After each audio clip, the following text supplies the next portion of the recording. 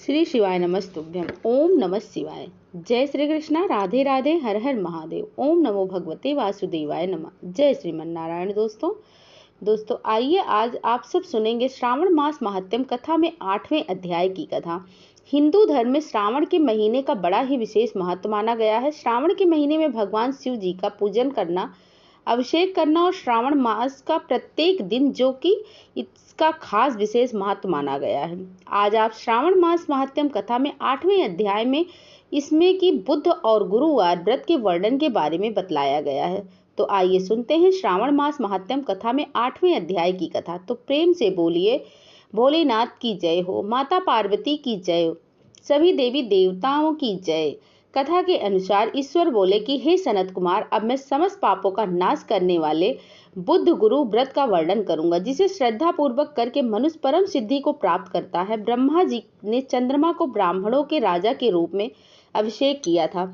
किसी समय उसने रूप तथा यौवन से संपन्न तारा नामक गुरु पत्नी को देखा। उनकी रूप संपदा से मोहित होकर वह काम की वशीभूत हो गया और उसे अपने घर में रख लिया। गुरु पत्नी को बल से उपभोग किया। इस प्रकार बहुत काल बीत जाने पर उसे एक पुत्र हुआ। वह विद्वान, रूपशाली, सर्व लक्षणों से युक्त बुद्ध नाम से प्रसिद्ध था। बृहस्पति अपनी स्त्री को खोजते हुए चंद्रमा के घर में गए। चंद्रमा से कहा, मेरी पत्नी दे दो। गुरु की स्त्री के साथ तुमने कैसे गमन किया? गुरु तुल्य पाप से तेरा कैसे छुटकारा होगा? इस बड़े पाप के संयोग से तुम्हारी कैसे बुद्धि हुई? तेरी इस प्रिया तथा अपनी गुरु की स्त्री को मुझे चुपचाप दे दो। प्रायश्चित को एकांत में करके पाप से रहित हो जाओ। यदि ऐसा ना करोगे तो इंद्र सभा में तेरे इस पाप को कहूंगा। बृहस्पति के यूं कहने पर ही कलंकित चंद्रमा ने गुरु पत्नी तारा को नहीं लौटाया। तो देव सभा में जाकर बृहस्पति ने इस वार्ता को कहा कि मेरी पत्नी को चंद्रमा ने ग्रहण कर लिया है और वह मांगने पर भी मेरी पत्नी नहीं दे रहा है। हे इंद्र, आप देवराज हैं, आप मेरी पत्नी को आज्ञा से दिला दें, अन्यथा चंद्रमा कृत पाप आपको होगा। इसमें संशय नहीं, क्योंकि राज्य का पाप शास्त्र के निर्माण से राजा को ही भोगना पड़ता है। दुर्बल का बल राजा है, यह पुराण में कहा गया है। गुरु की वार्ता सुनकर इंद्र ने चंद्रमा को बुलवाया, क्रोध से आज्ञा दी कि हे चंद्र, गुरु बृहस्पति की पत्नी को दे दे। अन्य की पत्नी के संग गमन करना पाप कहा गया है। गुरु पत्नी के संग गमन तो महापाप कहा गया है। अतः हे चंद्र, गुरु की भार्या को बिना विचारे ही लौटा दो। इंद्र की वाणी को सुनकर निशापति ने कहा कि आपकी आज्ञा से भार्या को देता हूँ, पर पुत्र को ना दूंगा। यह मेरे से उत्पन्न हुआ है, मेरे वैभव से संपन्न है। इस बात पर बृहस्पति ने कहा कि यह पुत्र मेरे से उत्पन्न है। इसमें देव तागड़ को संशय उत्पन्न हो गया है। देवताओं ने यह विचारा किसके शरीर से पुत्र पैदा हुआ है। इस वार्ता को माता जानती है। देवताओं ने बृहस्पति की पत्नी तारा से पूछा कि किसके द्वारा गर्भ है।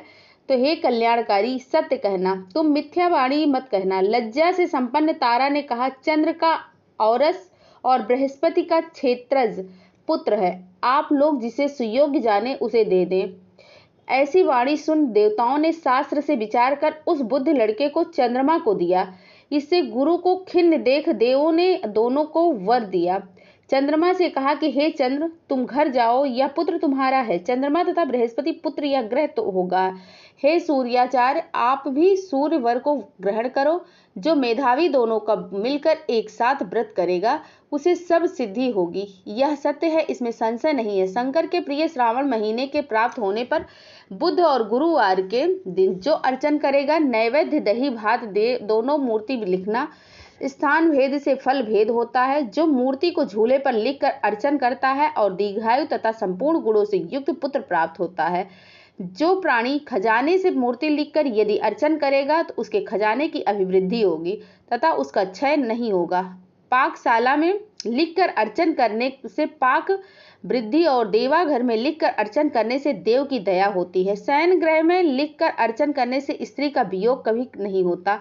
धान्य ग्रह में लिखकर अर्चन करने से धान्य की वृद्धि होती है। इस तरह तत् स्थान में उसका फल होता है। 7 साल व्रत करके उद्यापन करें। पहले रोज अधिवासन कर रात में जागरण करें। सोने की प्रतिमा का निर्माण विधि द्वारा अर्चन करें। 16 उपचार द्वारा अर्चन कर होम करें। तिल, घी और खीर प्रज्वलित कर अग्नि दें।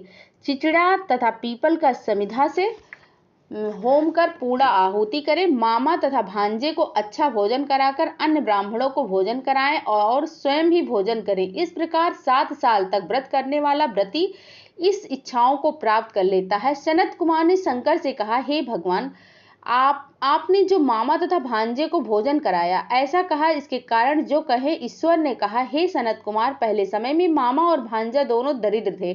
वे दोनों भोजन के लिए घूमते हुए थक गए थे। किसी सुंदर नगर में वे दोनों धान्य मांगने के लिए गए थे। उन्होंने प्रत्येक मकान में श्रावण महीने में उसी व्रत को देखा, हर बार के उस व्रत को करते हुए देखा, पर बुद्ध तथा गुरु की कहीं व्रत नहीं देखा। उस समय उन लोगों ने बहुत काल तक आपस में विचारा कि सब जगह सूर्य और अन्य वारों के व्रत की देखा गया है, पर बुध और गुरुवार का व्रत देखने को नहीं मिला। अतः हम दोनों बुध तथा गुरु व्रत करेंगे, क्योंकि किसी ने इस व्रत को नहीं किया है, अतः यह अनुष्ठित व्रत है, इसे सादर करें। पर व्रत विधान न जानने से फिर दोनों संशयापन्न हो गए। तब उसी रात में उन दोनों को स्वप्न में विधि ज्ञात हुई। स्वप्न से ज्ञात विधि द्वारा व्रत को दोनों ने किया तथा बड़ी संपत्ति प्राप्त की और वह ऐश्वर्य दिनों दिन बढ़ता नजर आने लगा। इस प्रकार 7 साल तक व्रत कर वे पुत्र पौत्र आदि से संपन्न हो गए। प्रत्यक्ष हो बुद्ध तथा गुरु ने उन दोनों को वर दिया कि आप लोगों ने हमारे व्रत का सुविचार किया, अतः आज से इस शुभ व्रत को जो करेगा वह निश्चय ही मामा तथा भांजे को भोजन करवाएगा। ओम नमो भगवते वासुदेवाय नमः। ओम नमः शिवाय। श्री शिवाय नमस्तुभ्यम। जय श्री कृष्णा। राधे राधे। हर हर महादेव। ओम नमो भगवते वासुदेवाय नमः। जय श्रीमन्नारायण। धन्यवाद।